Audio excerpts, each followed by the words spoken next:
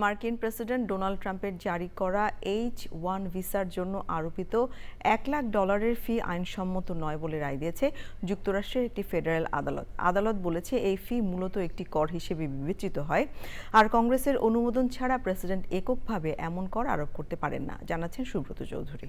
বোস্টনে অবস্থিত ফেডারেল আদালতের বিচারগুলি সরকিন তানরাই বলেন, ট্রাম্প প্রশাসন নির্বাহী ক্ষমতার সীমা অতিক্রম করেছে এবং প্রশাসনিক আইন লঙ্ঘন করে এই ফি চালু করেছিল।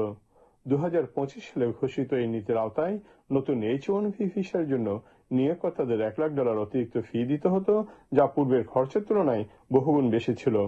20টি অঙ্গরাজ্যের অ্যাটর্নি জেনারেল এই নীতির বিরুদ্ধে মামলা করেন, যুক্তি দেন যে এটি হাসপাতাল, বিশ্ববিদ্যালয়, গবেষণা প্রতিষ্ঠান এবং প্রযুক্তি খাতের জন্য প্রয়োজনীয় দক্ষ বিদেশি কর্মী নিয়োগে বড় বাধার সৃষ্টি করেছে। আদালতের রায়ের ফলে আপাতত এই ফি বাতিল হয়ে গেছে, তবে ট্রাম্প প্রশাসন এই সিদ্ধান্তের বিরুদ্ধে আপিল করবে বলে জানিয়েছে।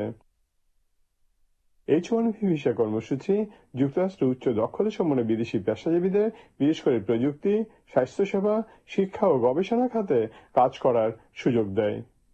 Subrata Chowdhury, channel I, new jersey, America.